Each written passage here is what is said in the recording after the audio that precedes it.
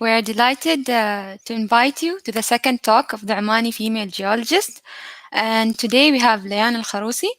And this series was made to recognize and celebrate some of the Omani women geologists and to acknowledge their experience.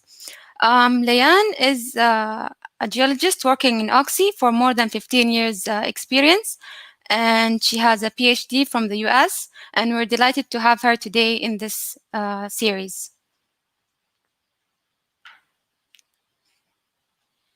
So soon, Laiyyan will join us. Assalamu alaikum. Alaikum salam. Hi, Laiyyan. Hello, Sabra. Thank you, everyone. Thank you, everyone, for joining. And I would really like to thank GSO for such a commendable project in trying to recognize all the female geoscientists. And I hope this project continues for many more years. Thank you. So, Laiyyan, let's get to know you more. And my first question would be, why did you choose this path, being a geologist? What inspired you to choose this path? Okay, so growing up in Oman, my father is a photographer by hobby, and he used to take us a lot to the wadis and the mountains so he could take pictures. And me and my brothers and sisters would always spend lots of times in the mountains and the wadis.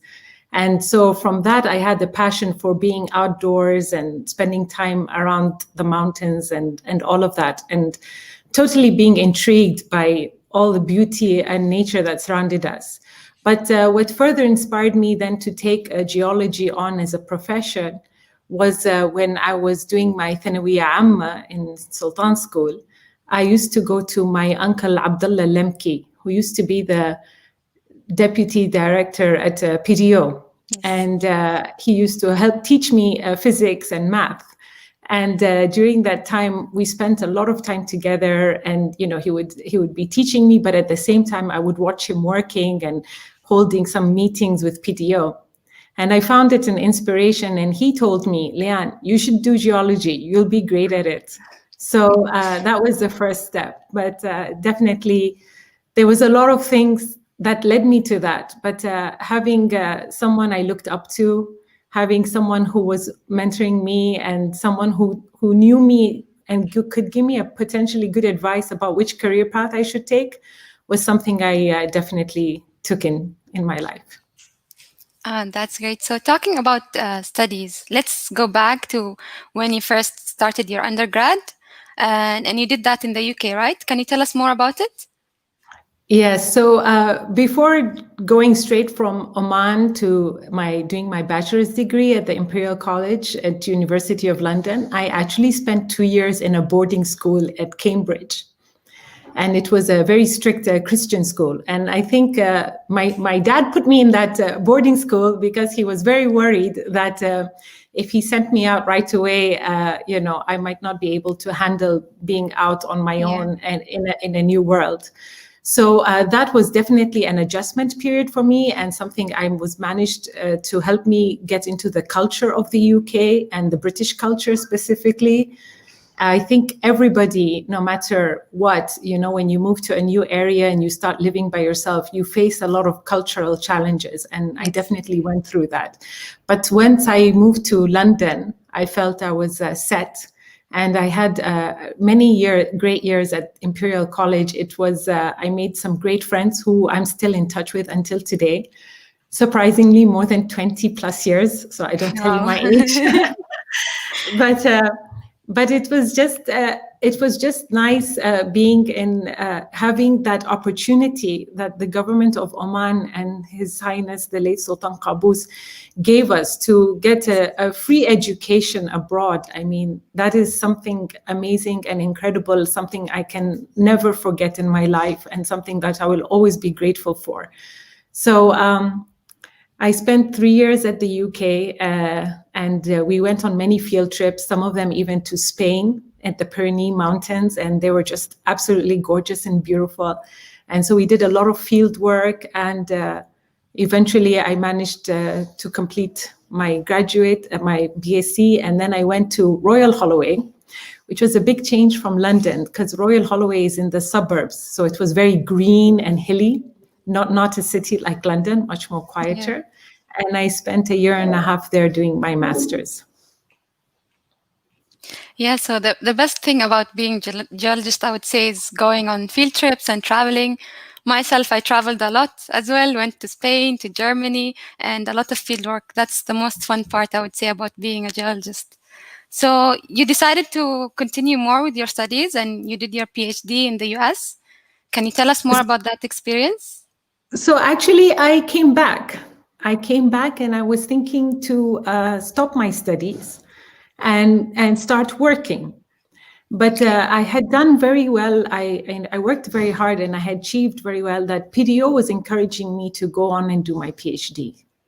And I wasn't sure at that point in my life, what did I really want to do with my life? If I wanted to go and do a PhD or if I wanted to work. So I managed to work an agreement with PDO that I would work 1 year at PDO, but as a trainee, not being paid a salary, and see then if I wanted to continue my studies or not.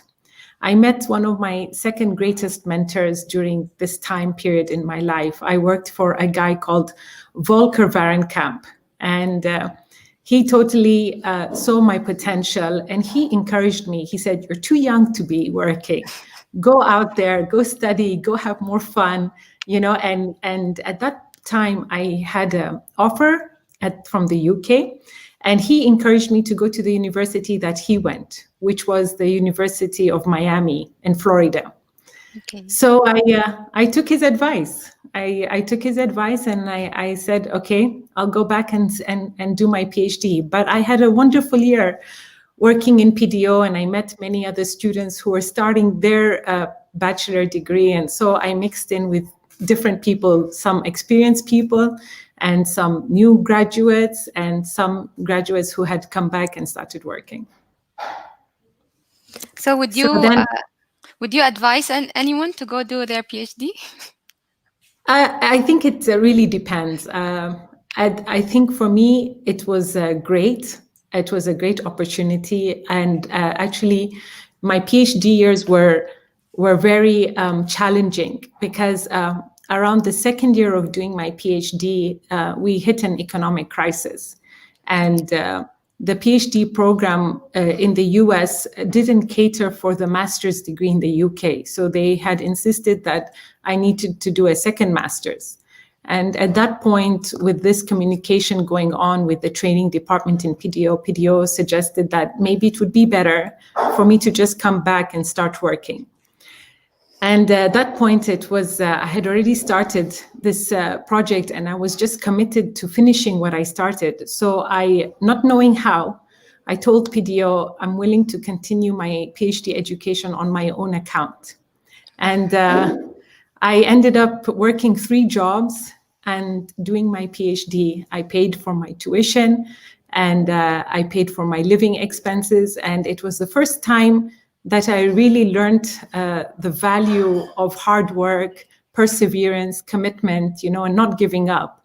It took me much longer to complete my PhD. It took me 8 years. But at the end, I felt I learned a lot from that experience, and the value of what I learned it stays with me until today. Yeah, that's very inspiring, to be honest, for you to say that you worked 3 jobs and to pay for your own studies. I think I can say that you did a very good job. Thank you. So now moving on to Oxy, you have more than 15 years experience there, and now you are a team leader in exploration. Tell us more about that journey and how you become a team leader and what are the challenges you faced. So I have to say, Oxy has been truly wonderful to me. When I was doing my PhD, in the US, and when you're doing your graduate degree, they give you 1-year internship. And I applied for an internship and I got the internship with Oxy. So my career and life with Oxy began in Houston in 2005, where I spent 1 year as a student doing an internship with Oxy. So when I graduated and came back around 2007, all the guys in Oxy Houston knew me. So they called the guys in Oman and said, "She's great, you should hire her." So I started like that. And I started as a project operation geologist, starting with drilling the wells. So right at the bottom of geology, following the rigs, planning wells, and all of that. And then I slowly, gradually grew into more and more responsibilities. I think we will always face challenges at work. There will always be some managers that you get along with and some managers that you don't. Some managers who will push you further up and help you to grow, and some managers who might not help you to grow as much as you would wish. I really believe the greatest lesson I have learned from my career in Oxy is that you have to work very hard, and not only work very hard, you have to be on top of what's happening, the knowledge, you have to read as much as you can and always be prepared. You will grow when an opportunity arises. You won't know when that opportunity will arise, but if you are ready, when that opportunity comes and you shine, that is it. That will be your key to to streaming through and getting higher and higher. I also think when you become a leader, when anybody becomes a leader is not about you. It's not about, oh, I became a leader, I'm now a manager, I've reached a certain level. No, a manager is about the people who are under you. You really have to care for them. You have to make sure you help them to grow. You have to make sure that you leave them better than they started off with you. And so when I see my leadership position, I see it as a responsibility to the people who work for me, and I see myself more as a servant to them than that they're a servant to me. Wow, I wish a lot of leaders think like you do. I think Yeah, I wish so a lot too of teams sometimes. would be different. Yeah. So, Yes, it's true.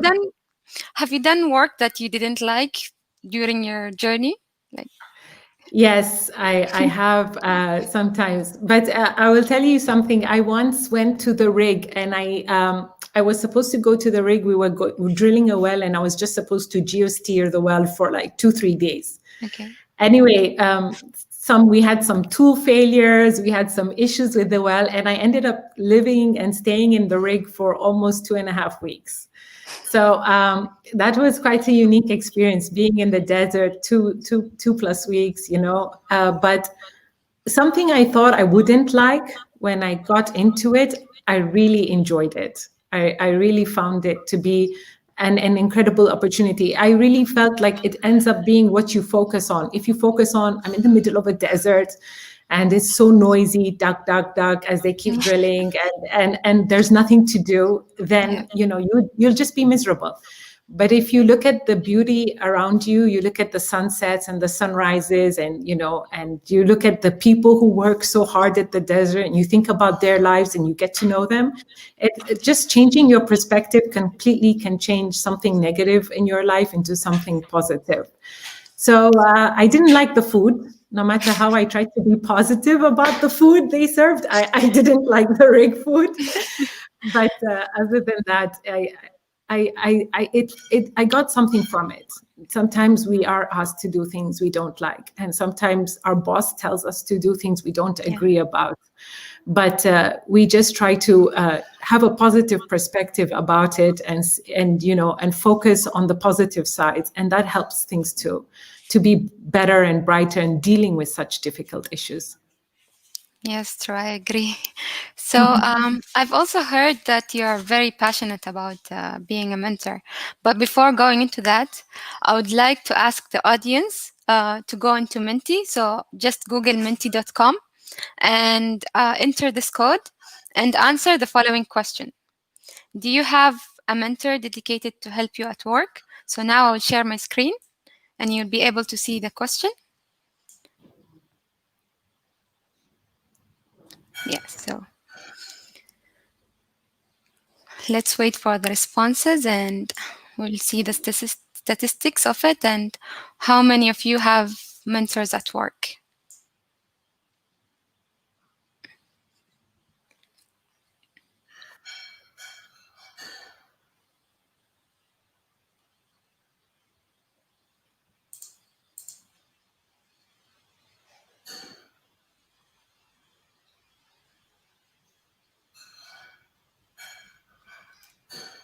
No. It's a big bar for one person. I thought like Yeah. 100 had said no.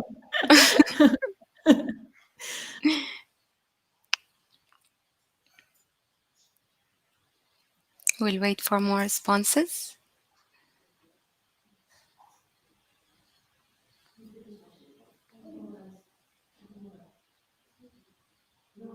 Okay, that's promising.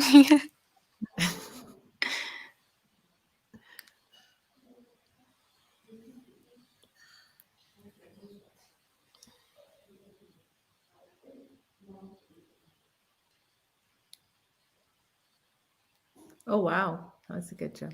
Oh, wow. It's turning. Yes.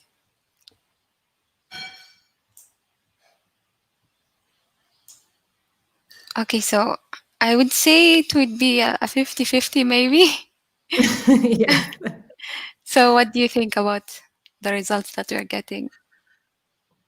Uh, I do think it's sad for the people who don't have a mentor. And the people who have a mentor are really fortunate. I really believe we all need a mentor. And mentoring can be in many forms or style. It doesn't only have to be a technical mentor. You can also have a mentor who helps you to deal with the soft skills of the job. You know what I mean?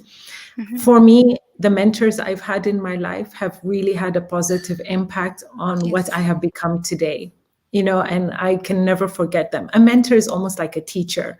There are Yes. some teachers in your life, in your education, you will never forget them because they had an impact on you. It's almost like reading an amazing book which connects with you and it has an impact on you. So is a mentor at work. And that's why I'm passionate about mentoring and mentoring whoever I can. Even I've been working with some of the professors at SKU to help mentor some of the students at SKU. So I'm not only focused on Oxy, and also I've been on the side doing a lot of training courses. One thing I was very lucky was when we had the economic crisis, the oil prices fell. Oxy looking at people who would do internal training, and to save cost. And when that came out, I was so excited to do it. And I didn't only do it for geology; I did it for geology and soft skills. Okay. And I just Yeah. know the impact it had on my life, and I know the impact it can have on many others, people's careers and life. And I think for the ones who don't have a mentor, they need to go out and find someone to be their mentor. So with that, Don't. yeah, sorry. So with that, Okay, I just wanted to. we can go to the next question. So why do you think having a mentor is important? So can everyone just write your comments and we will read what you have to say about it.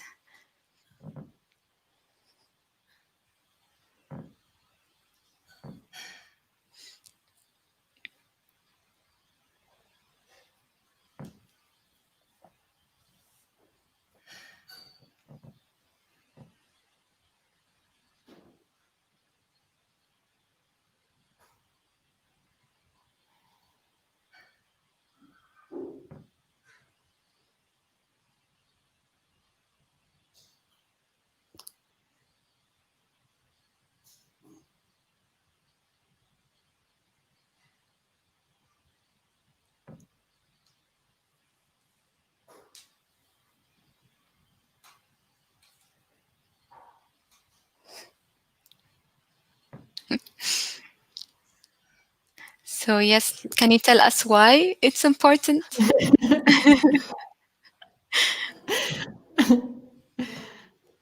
He's like, it's just important. You don't need to Yes. know why. Yeah, Yes, guide me okay. to the correct path to help in planning my career future to meet my goals. Yeah, Yes. that's good.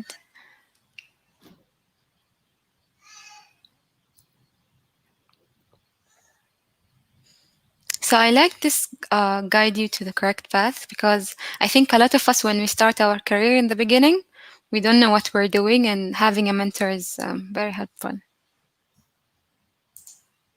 There are a lot of pressure in the petroleum industry, and every blunder is Very costly. costly. Mentors Mentors are are essential. essential for guiding us and streaming our skill Our skills. sets. I really like the comments and the having a good mentor helps you set high expectations and never settle on your level. Very true. Yes, they support, encourage, and guide. Yes, it's all very, very true. I really agree. I like the comment, guide you to the correct path. You see, sometimes we come in and we feel lost. Yeah. Yeah. But sometimes we come in and we are overconfident. There are two sets of people: those who are not so confident, and they say I feel lost and I don't know Mhm. what I'm doing. But there are those who don't know what they're doing, but they think they know what they're doing, and Okay. they go ahead and do a lot of mistakes. So yes, having a mentor is somebody who can be objective, because when we look at ourselves, we are sometimes biased in how we evaluate ourselves. But when you have somebody who is a support, he's not somebody who's judging you or somebody who's going to evaluate you or Mhm. affect your promotion or not. He's just somebody who's there. His main goal is to help you. Then he can help you see yourself in ways that you may not, Yes. and he can help to definitely guide you. And I do think we all need, I agree, support and encouragement is very important. Sometimes we have managers who are Mhm. very, focus on what you did wrong rather than also giving attention and merit and credit when you do something right. And sometimes that can demotivate and disengage a lot of people. So having somebody who gives you that encouragement, says you're really improving, you're really growing, is excellent. And yes, I do agree that in the petroleum industry, the pressure is high, and if you make a mistake, it is costly. But I want to also say one thing, that we learn from our mistakes. Like it's sometimes inevitable for you to make a mistake, but don't only look at your mistake in a negative way. Look at your mistake also in a positive way, because you will learn from it. And when you learn that hard lesson, you will most likely never make that mistake again in your career. Yes. And I've had it. I've made some mistakes in my career, and I've learned from those mistakes, and they have helped me to grow as much as not making the mistakes I have made in my career. So I think the comments were really good and positive, and I think it's something a lot of oil and gas companies should do. They should help to give mentorship to their staff. I also believe women need it, because more than sometimes men, because the oil and gas industry is quite a male dominated environment. And a lot of the men socialize and encourage each other outside of office hours. Mhm. But women is different. Women, when you finish your work, you tend to go home, you tend to take care of your families, your kids. You sometimes have to cook for your family, and you have a lot of other things. So you don't get as much as social support from friends as you might like to get. And so having someone in the office to talk to is very, very helpful and very beneficial. There's So a comment here. It's good to have a mentor, but if not, then be a mentor to yourself. What do you think about this comment? it's good to have a mentor. I think it's hard to be a mentor to yourself. I mean, I'd like her to elaborate, he or she, how she be a mentor to herself. I would say, if you don't have a mentor, try to find a mentor. It could be anybody. It doesn't have to be somebody in your department, right? But if you want to be a mentor to yourself, you can do self-learning through a lot of TED Talks, podcasts, definitely a lot of reading. There's a lot of self-help books out there that you can learn from, and these are all things I have done. But even though I can tell you that the speed of growth with having a mentor is different than doing it on your own. Having that person who encourages you is different. For example, I'll give an example outside of work. After my third child, I had gained like 12 to 13 kilos, and I was very like, heavy, and it happens, It's right? normal. Yeah, So it happens. it's normal. So Yeah. when you want to go and lose the weight, when you want to get back into fitness, it's very hard if you try to do it on your own, even though you know all the steps you need to take. Yeah. Okay, I need to go to the gym, I need to run, I need to diet. But when you have somebody there who you can communicate with, who can help you, who can even go to the gym with you, that makes a huge difference in your Yeah, results, exactly. you know. Yeah. And this is what I did. I looked for a support group to help me with it. And one of the support groups I found was the Muscat Roadrunners. So I joined them, and everyone in that group, they would all time to time come and tell me how to run, how to fix my pace, how to fix my breathing. And after a year of that, I finished the 42-kilometer marathon, Wow. you know. So Yeah. it just shows you that having somebody with knowledge and experience can really guide you into achieving goals you never thought were imaginable. Yes. That was a good advice. So, recently you had a talk in Oxy and during Omani Women's Day about 2020, a year of change. So, can you tell us how did 2020 change you, and what would you advise others? And also, I'd like to ask everyone to comment and how 2020 changed you. So, Leanne. So yeah, so 2020, initially it started very hard. To be honest, I think the death of His Majesty Sultan Qaboos was very difficult for a lot of us to deal with, because I grew up with him for, since childhood. He was always that figure in my life. And when my kids, when it's National Day, or whenever we see a picture, I say to them, "Who is that?" And they say, "Baba Qaboos, Baba Qaboos." It's like he was a father figure to all of us. So it's like you lost a parent. Then we had COVID, and what COVID brought is it didn't only bring a disease or an illness. It brought a change of lifestyle. I mean, it destroyed our economy. A lot of people's businesses went down. The oil price went down. We had the price war between Russia and Saudi. And then we had all this social distancing and people being locked down. So my parents were living in Matrah, and they were locked down. I couldn't see them for months, Yeah. and they're my world. So it was all of these struggles. And then when we had members of the family who passed away, very close members, we also couldn't go to be together as a family and support one another. So this whole thing has taught us that you will face challenges in life, and what it really taught me was we try to be in control of everything. We want to be in control of everything. As humans, we want to control. We want to control, like what would happen. But the thing is, it's taught us that we're not in control. We aren't the people who can control, and it's taught us that we need to focus on what we can control. We can't control forest fires. We can't at the moment control if global warming happens, where there's floodings in Sudan or the forest fires in California. We can't stop that, or hurricanes. We can't control that.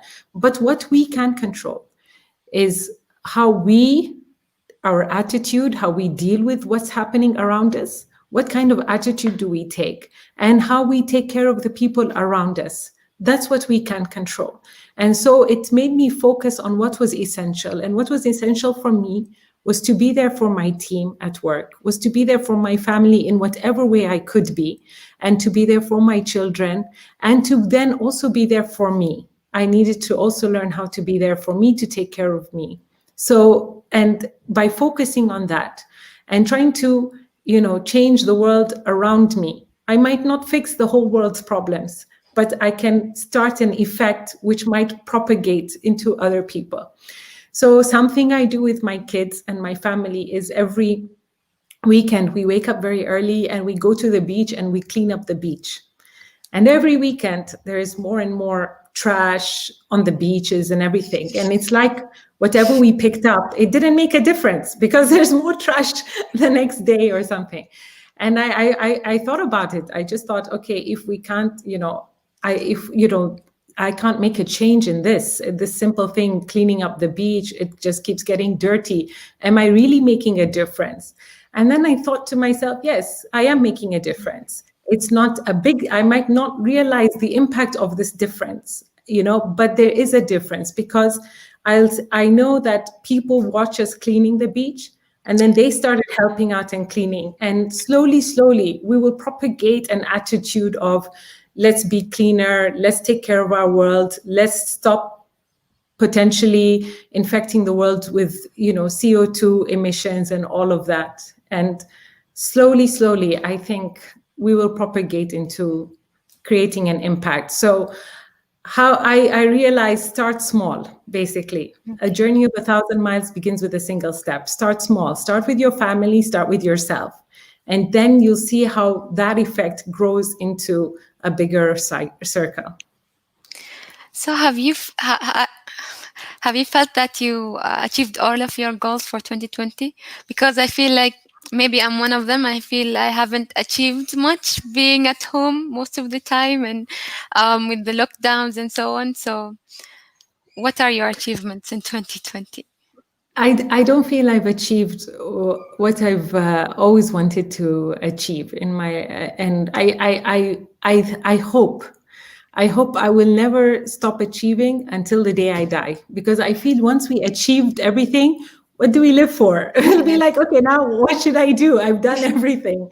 So no, I don't feel I have achieved everything I dream of, and I hope I don't achieve everything. I think the biggest achievement we can all do in our lives is to learn, keep learning, no matter what it is. Pick up anything. This year, because I was also locked up in the house, I started to learn about gardening. So I started to take care of my garden in my house. I started to grow herbs. I'm even trying to grow a pineapple tree. So it's just different things. But I think keep learning. Never lose that passion to learn. And I mean, let's look at the history of the world. I mean, we're so lucky to be geologists, because we're looking at millions and billions of years, and we see how the earth evolves. And what that shows us is we're just small little beings, but just like a little ammonite or a little belemnite can leave, or a rudist can leave an imprint in the rocks that we see today. Let's try to leave a small imprint in our history that will resonate through time. But definitely, I haven't achieved everything, and there's so much to achieve. So don't worry about that. You're still young. So everyone, you can write your questions in the comment. And Laiyyan, can you give us advice for young professionals who feel lost starting their career, don't know what to do, how to achieve their goals, and just simple advices? Yes, I think never stop asking questions. And this is something I've seen in with some of the young professionals who join Oxy. When they're sitting in a meeting and they don't really understand what's being talked about, they don't ask questions. I had a professor in the UK who always told me, there's no stupid question. Even if you might think it's stupid, it isn't stupid, because as long as you're learning, it's something. So never stop asking questions. Always ask questions, because once you ask and get an answer, you will learn something new. It might not be the right answer, but at least it will be an answer that you hadn't known at that time. So never stop reading. Also, I can't tell you the value of books that it brings to all of us. So don't only focus on geology. Focus on also how you make yourself a better person. How when one day you will be a leader, will you be prepared for that position? Will you be a leader who people will feel happy that you're leading them? Or will you be a leader who people will say, oh my God, I hate working for her or him? So you can only develop that at the moment through reading, through learning. We are so lucky. We are in an age where there is so much information out there. There is so much information that we have no excuse not to better ourselves and not to stop learning. So that's my biggest advice. And push a little bit, so that you don't feel lost. Go and tell your manager, I'm feeling lost, I need you to help me, or you need to assign someone who will help me. And that's our job as your managers, as your leaders. That's our job, to take care of you and to make sure you don't feel lost. So we have comments about the mentoring. So Aisha said, I think many oil companies, okay, so we start.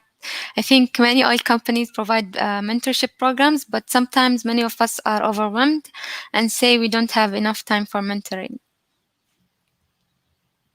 Oh, Aisha, we'll talk about time management. There is no such thing as we don't have enough time. That is the most famous excuse. Like, I don't have enough time to go exercise. I don't have enough time to go visit my parents. It's not we don't have enough time. We have to organize ourselves. We have to manage our times. We are in control of our time. Time is not in control of us. And so I have found by, planning my day the night before, telling myself, okay, this is what I'm going to accomplish in my day. This is what I need to get done. I actually get everything done and have more time. Okay. So this is something you are definitely in control of, your time. And Muhammad says mentoring provides professional socialization and personal support. Yes, I fully agree. I fully agree. Thank you, Mohammed. Um, everyone feel free to ask more questions. We still have time, so Layan can answer any questions you have. So while we're waiting for a question, I have a question myself. So starting off, to be honest, I didn't know that I wanted to be a geologist. It was luck that I got this scholarship and studied it, and I loved it. And now, working in exploration, we have a lot of opportunities and a lot of positions we can be in. How do we know what exactly to choose and what to work in? Because we have a lot of options that we can try. And do you advise us like to try everything or to stay in one place, or how did you manage your path, your development through the years? I definitely don't recommend to stay in one place because it's like water. If it stays in one place, it becomes stagnant. You have to keep moving. You have to have energy, like the waves, and that's how the water stays clean. So I definitely recommend, even if you're not sure, and I don't know the system where you work, but I would say I would like to try this as a rotational period. Can I try this for 3 months and see if I like it? And if you don't like it, then you try something else. But don't be afraid to try new things. I mean, that's where opportunities come when you try. It's like you said, you didn't know you wanted to be a geologist. It was luck, but you went for it, right? And when you went for it, you found you liked it. Yeah. But let's say you didn't like it. If you hadn't liked it, it's not the end of the world. You could have, stopped and switched into something else, whether it would have been geophysics or environmental geology or anything like that. And you could have still pursued that. But you never know when you like something unless you try it, right? And so have that adventureness in you to just say, I'm going to try and see how it goes. I recommend that. Try. So we have a comment from Marwa. She says, this is so inspiring, Leanne. I just graduated from the University of South Carolina as a geophysicist, and I'm so excited about getting a job and working on what I've learned. Your speech got me extra excited. Thank you, Marwa. Thank you very much. I've been to the University of South Carolina, and it is really nice. It's a nice area, and so wow, geophysicist is quite a challenging profession. It's more difficult, I think, than geology, with all that seismic and processing and knowing migration and multiples. So I wish you all the best in your career, and I hope that you take some of my advice and apply it in your new position. And I hope to grow and one day see you here on this platform. We're waiting for more questions.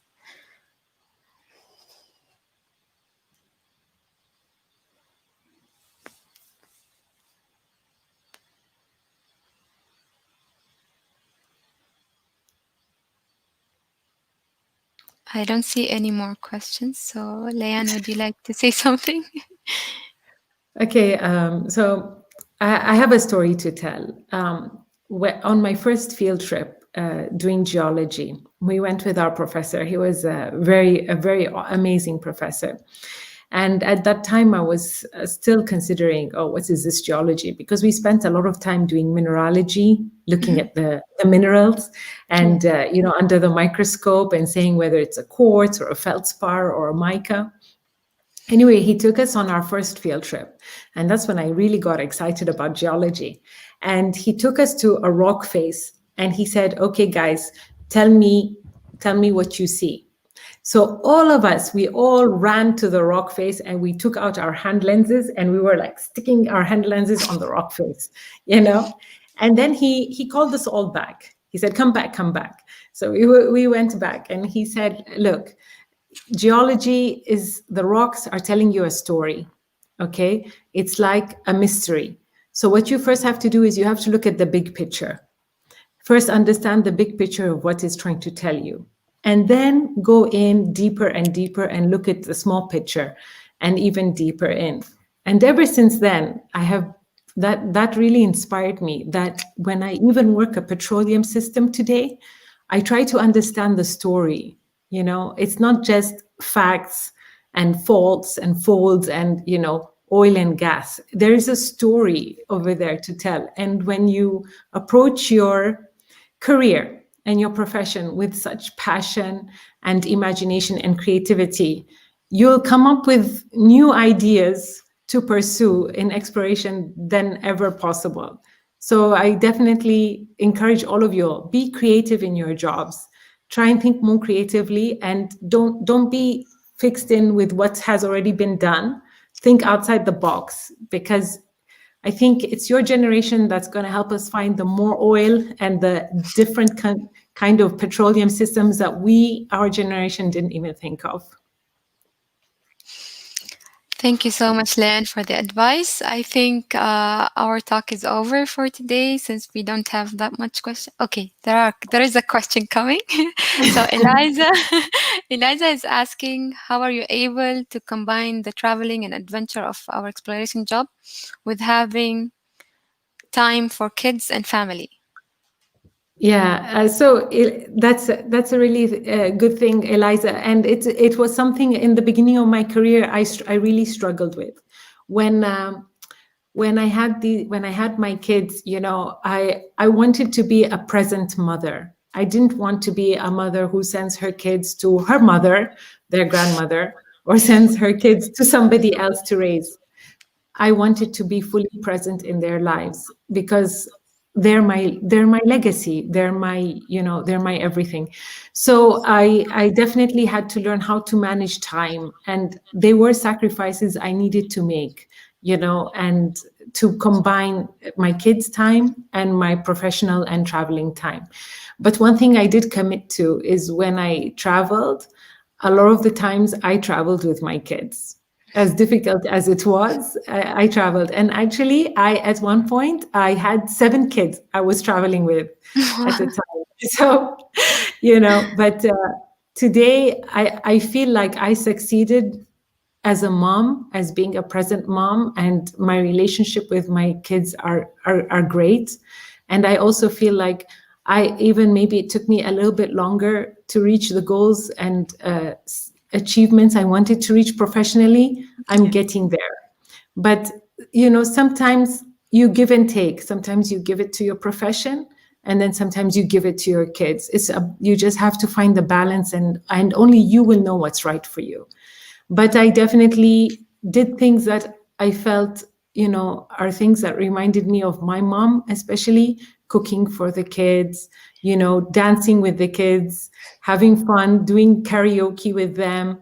Those are on a day-to-day basis. Like, there's a connection there. A connection doesn't have to be hours on end. A connection can be even 30 minutes in the day, but how you fill that 30 minutes is something that they'll carry with them for a long time. Yes, thank you, Eliza, for the question. It was a good question. So with that, I think our talk came to to the end. And thank you, Layan, so much for your advice. I think the talk was very valuable, and everyone hopefully would take something from this. And hope to meet you again. And it was very nice knowing a lot about you. And everyone, I hope you join us in the next talk. It will be on the 11th of November with Hannat Al Hanai, and it will be our third series talk. Layan, would you like to say something at the end? I think you guys are doing great, Sabra, you, Aisha, the rest of the GSO team, all the people working in the background, IT and everything. I think you guys, you started a great initiative. I would love to do anything to help you support in continuing this initiative and giving more and more women opportunity to demonstrate themselves and be able to express themselves, because I think there's so much potential in all the women that we work with and that we know, but who have never had a voice. And you guys are giving us that voice. And so I thank you. And I'll be very happy in any way to continue to support this venture. And I hope you and Aisha and the rest of the GSO team don't give up on this. This is something very good. This Thank is you. your impact. If you're talking about achievement, this is one of your greatest achievements. Oh, thank you. That was nice. Okay. It was nice talking to you, and thank you everyone for joining us. Thank you. Okay. Bye. Have a nice day. You Bye. too. Bye. Bye.